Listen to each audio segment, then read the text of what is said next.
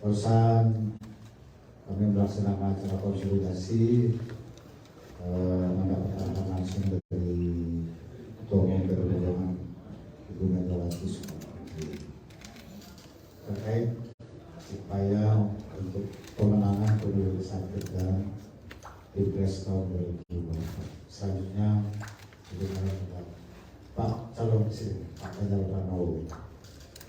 Ada yang mau tanya langsung aja. Pak Ganjar tadi menggait suara milenial lewat game medsos.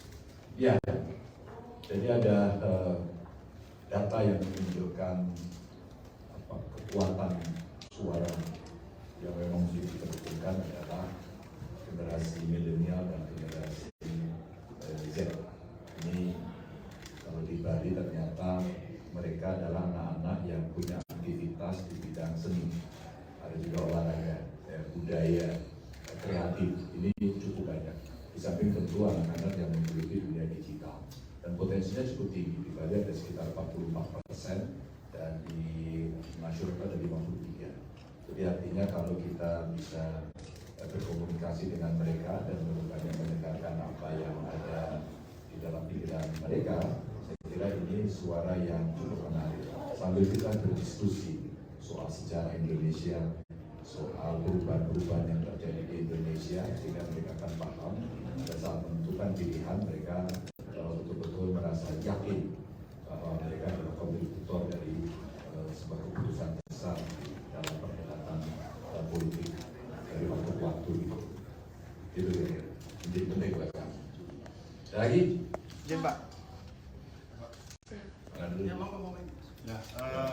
terkait dengan di Bali itu Pak Poster kan menarget kemenangan 95%. Ya. Dari Pak Ganjar sendiri apa bentuk bantuannya untuk Pak Gubernur mewujudkan target itu? Yang pertama, yang paling tahu Pak Koster nanti sampai dengan kedua.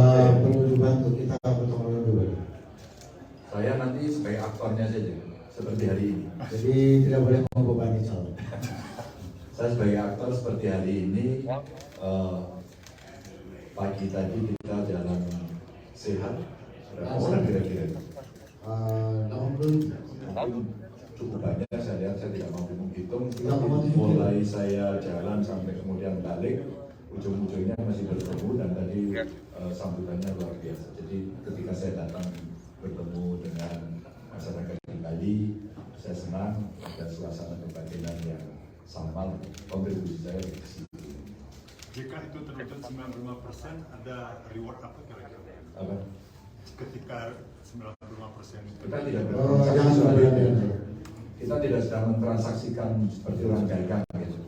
Tapi dulu kemenangan itu mesti diwujudkan dalam public policy yang bisa menyelesaikan persoalan yang bisa. Kalau beliau cerita ke saya, program utamanya adalah pariwisata sebagai mainstream bisnis yang ada di sini dan itu mesti berkembang dengan baik. Perempuan dulu. Mas, Ya, ini.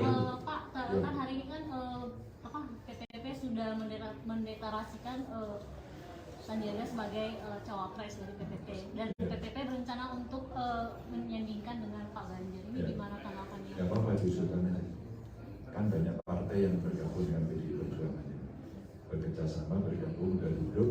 Kalau siapa yang akan bergabung dan akan bekerja sama dan punya calon, boleh diberikan. Jadi nanti kita akan berduduk secara bersama-sama. Kalau sosok dari yang diinginkan dari Pak Ganjar gimana Pak? Kan kemarin katanya Punya satu visi, punya satu nilai bersama, gitu kan, dan kita akan bisa kompak. Pokoknya banyak, hampir semua sebenarnya mereka punya kualifikasi. Mas, kan beberapa kali di safari politiknya Mas Ganjar ini milenial, suara muda itu jadi fokus. Apakah nanti salah satu dari kriteria yang sudah Mas Ganjar bilang tadi, satu visi ini sosok yang juga dekat dengan anak muda gitu yang nanti akan dampingi Mas Ganjar? Tidak selalu, banyak anak muda pikirannya kuat, tapi banyak juga orang tua pikirannya muda. Yang penting jiwanya. Kalau jiwanya dia muda lebih bagus ya. Tapi banyak juga orang yang tokoh-tokoh sudah senior dan dia punya jiwa muda dan dia paham itu bisa memahami persoalan secara holistik dan kemudian bisa menerjemahkan dalam sebuah keputusan yang sangat spesifik lalu bersinggungan langsung dengan kelompok-kelompok itu. Maka itu menjadi concern kita karena kalau saya mendengarkan apa yang disampaikan oleh mereka cukup unik, yang seringkali senior atau kami ini tidak bisa mendengarkan. Bagaimana ternyata mereka, kenapa ruang skaters buat saya tidak ada? Kenapa kami ini anak yang mampu membuat coding, kami ahli dalam coding gitu, tapi kami tidak pernah mendapatkan respon itu. Kemarin saya temukan ketika saya bertemu dengan anak-anak muda di Gerobokan gitu, dan mereka pelajar yang menyampaikan cerita itu. Maka saya bilang ya, kayaknya kamu harus ikut dengan saya. Kita temukan nanti dengan anak-anak kreatif lain. Itu baru dia bersemangat. Tadi P3 juga hari ini menunjuk Mas Adi sebagai ketua Bapimnya, dan di situ juga ada tugas bahwa Mas Adi juga harus memenangkan Mas Ganjar mungkin akan terlibat. Iya, karena sudah bekerja sama. Maka itu menjadi kewajiban buat kita yang bekerja sama sudah. Jadi P3 sudah, Perindo sudah. Beberapa partai nanti akan menyampaikan. Waktu itu PAN datang tapi belum menyampaikan. Jadi yang sudah pasti harus punya komitmen itu. Itu sudah menjadi kesepakatan. Cukup. Akhirnya perempuan lagi aja. Pak, Bapak kan banyak menampilkan generasi milenial. Kemudian gimana untuk generasi di atasnya Pak? Apalagi kalau di Bali ini kan mendukung PDI ini sudah sejak lama gitu Ya, Pak. ya. Bagaimana menargetkan kalau peta detailnya dari DPD, Pak Wayan Koster ini sudah punya detail banget. Itu yang saya sentuh yang ini. Kenapa yang baru? Karena yang lama itu hampir semua treatmentnya, jagoannya sudah di sini. Pendekatannya, jumlahnya, waktunya, mereka yang paling tahu. Tapi saya memberikan informasi pada yang muda karena yang muda ini memang unik. Mereka unik, tidak sama dengan yang lebih senior, dan mereka butuh treatment khusus. Jumlahnya cukup banyak. Ya, ada banyak cara yang sudah kita diskusikan. Maka yang senior-senior sudah serahkan dulu, sudah beres itu. Yang muda nanti kita bekerja sama ketemu untuk bisa memberes. Masih satu Pak. Itu di dalam ada pesan khusus Pak. Kita bicara kebun sekarang.